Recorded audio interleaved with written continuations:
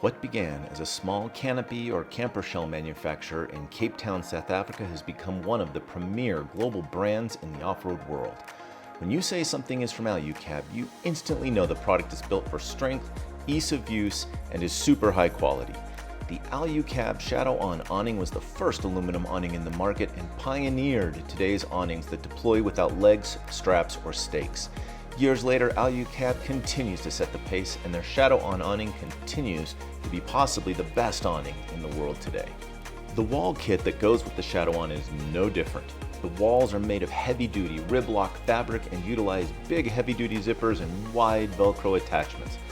A deep, waterproof skirt at the bottom not only allows for various wall heights, but can be sandbagged and staked down, resulting in walls that are as bulletproof as I've seen to date. Extra material at the ends of the structure and massive windows and door result in a structure that can be as buttoned down or as opened up as you like. Setting up and tearing down these walls is easy once you've done it a few times, but there are several things that are not self-evident the first time you do it. Furthermore, although Alu-cab puts out instructions for setting up the walls, they gloss over the fitment and adjustment part of the process. And when it comes to putting these giant sails away, I have yet to find a single reference, either in writing or online, for how to fold and store them in the supplied bag. In this video, I will walk you through some of the nuances of setting up the walls so that the awning, walls, zippers, and poles all come together better. With regards to tearing down the walls, I will show you how to fold each panel so it stores neatly in the bag. Now, I have had to attain much of my knowledge on these walls the hard way. My hope is that you won't have to. I'm Scruffy Golden. Let's get into it. Before you can set up and use these walls, you need to install the additional legs that came with your kit. These legs are necessary for supporting the additional weight of the walls as well as providing structure and rigidity. In a previous video, I showed you how to install the legs, including how to install the rivets for the leg clips. If you need to review that video, I will provide a link in the description below, as well as in the top right-hand corner of this video. This video presumes that the legs have already been installed and that you are ready to use the walls in the wild. Everything you need should have come in a tightly packed storage bag. Let's take a moment to review the contents. In metric terms, the bag itself is 600 millimeters long by 300 millimeters wide and 300 millimeters deep. In imperial terms, this puts the bag just short of 2 feet long, 1 foot wide by 1 foot deep. Now the whole thing loaded up weighs 15.2 kilograms or about 33 pounds. In short, this bag and its contents don't take up much space, but for the size, it's pretty dense and definitely heavy.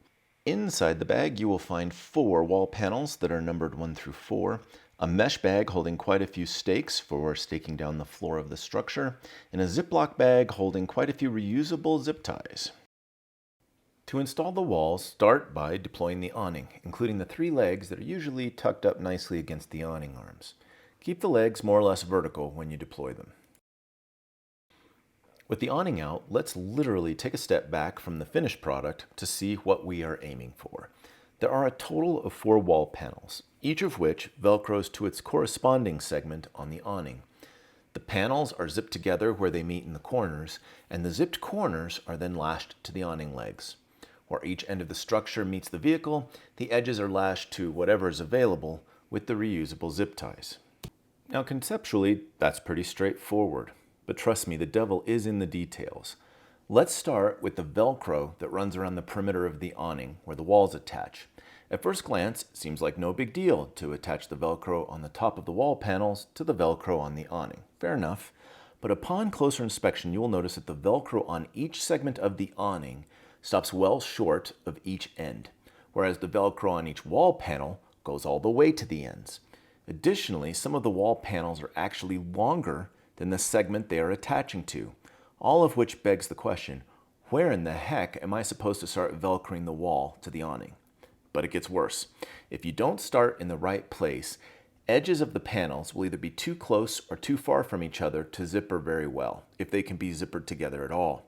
Furthermore, there are Velcro loops that run down the length of those zippers. Those Velcro loops lash the walls to the poles. If you are even an inch or a couple of centimeters in either direction from the pole, you will not be able to lash them to the poles at all. So at first, it's a little daunting to randomly put up each panel in a way that the whole structure comes together in this Goldilocks fashion. Fortunately, it's not as hard as it first looks if you know a few tricks. In fact, it's pretty easy. Let me show you. On top of the storage bag, you will see a diagram of a deployed awning with each section of the awning outlined and numbered. My awning deploys clockwise, but the panels are numbered counterclockwise, beginning from the rear. There are 4 wall panels, also numbered 1 through 4, and are stored so that the panel number 1 is sitting on top of the stack. Open the panel and spread it out in a way that you are holding it along the top edge as though you were standing on the outside.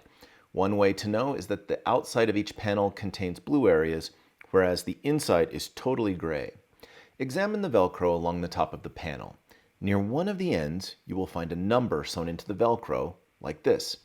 If you are holding the panel correctly, as though you were standing on the outside, the number will be near the left end of the Velcro strip. Hold the top of the panel with both hands so that your left thumb is right behind the number square. Now find the edge of the awning Velcro. You want to start Velcroing in such a way that the left edge of the number square lines up with the left edge of the awning Velcro.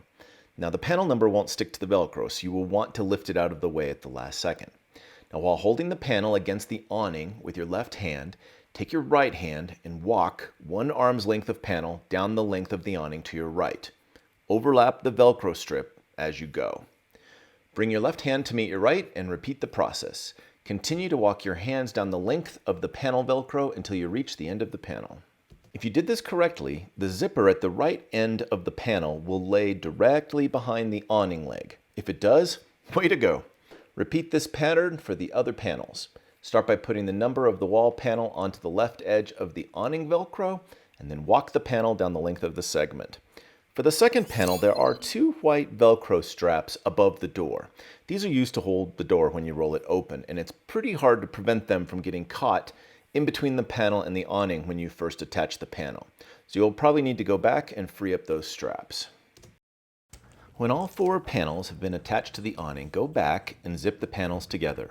Note that the poles are on the outside of the wall structure, so be sure to zip the panels together on the inside of the poles. With the panels zippered together, it is easier to see the pairs of loops that run down the length of each zipper. Each pair consists of a Velcro strap attached to either side of the zipper so that there's no pressure on the zipper itself. Lash each pair of Velcro straps to the pole. Now, there are 5 Velcro pairs per pole and 3 poles, so that's 15 pairs of Velcro. 2 straps per pair brings you to 30 Velcro attachments.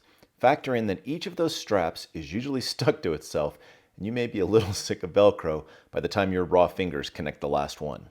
With the walls lashed to the poles, there's one more thing to do with that seam. Notice there's a hole above the zipper where the panels come together and meet the awning. You want to Velcro those corners together. So go to each inside corner of the structure, grab the panel corners, and Velcro them together. This will snug those intersections up against the awning where they are protected from the elements by the awning itself.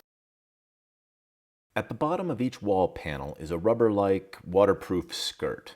This skirt belongs on the inside of the structure where you can apply weights for additional security in high winds. After kicking the skirt into the structure, you will see loops running along the bottom outside of the walls. Remember the stakes we saw when we first took inventory? Those stakes can be inserted into the loops to stake down the bottom of the wall structure.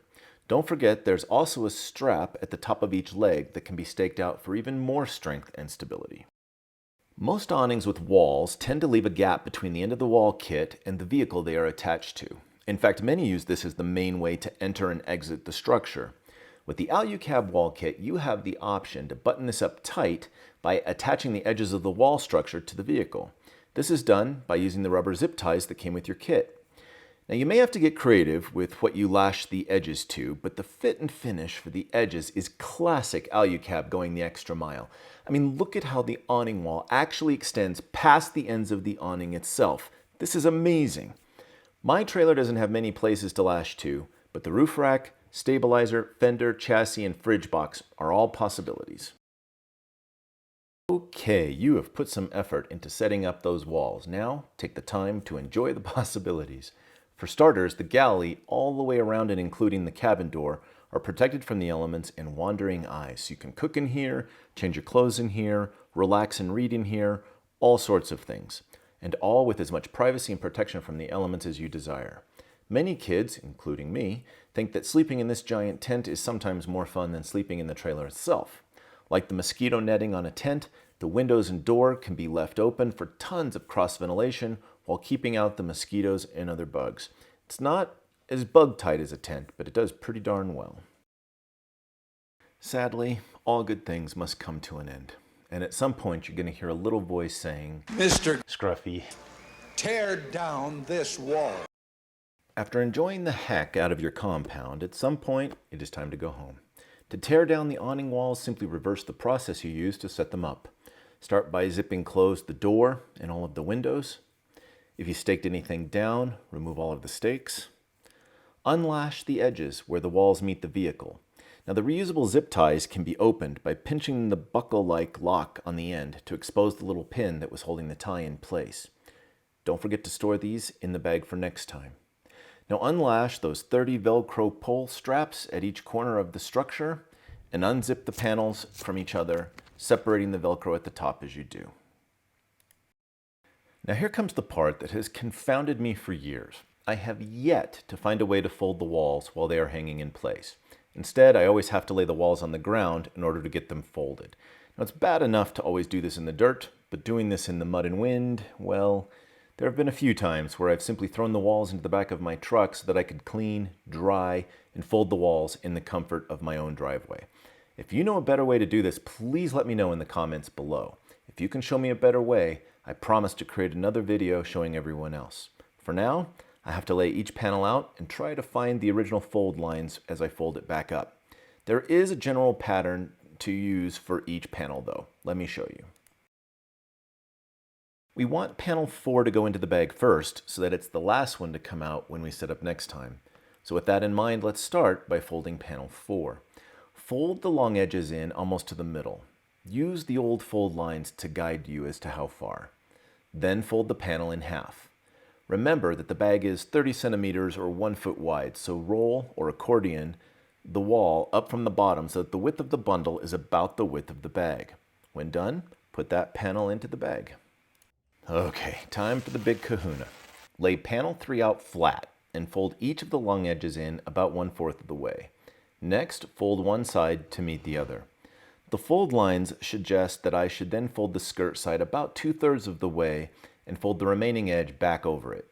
Now, just roll or accordion fold up from the bottom like before and place into the bag. You are probably starting to see the overall pattern, and the last 2 panels are easy, at least assuming there's no wind. For panel 2, fold the long edges in about 1/3 of the way, using the folds as a guide, and then fold in half. Fold up from the bottom, making the bundle 1 bag widths wide, and place in the bag when done. The last panel, panel 1, is the easiest of all. In fact, I almost don't have to lay it down. This one I fold in half, then in half again. Then I roll from the bottom and place in the bag. With the panels neatly folded into the bag, the last thing you place in there are the stakes and the zip ties. Putting the Shadow-Awn awning away is always ridiculously easy, but after all the work of putting the walls away, it will seem even easier. To close the awning, start by folding and storing each strap. The way I do this is I fold the strap roughly in half with the loose end of the strap about a bracket's distance from the end. I crease that fold, and then I fold the strap in half again. I then take the folded end and tuck the strap into the cavity at the end of the awning arm. Once this is done, fold each leg against the awning arm, slide the foot into the clip, and tighten the clamp to ensure the leg stays in place. Release the tension on the awning. Don't forget to drop the tent pole when you do. Then push everything back against the vehicle. As you roll the awning up into the bag, be sure to keep those Velcro strips as flat as possible. The walls are much easier to attach that Velcro when there are no creases folded into them. Tighten the Velcro straps and zip the bag closed.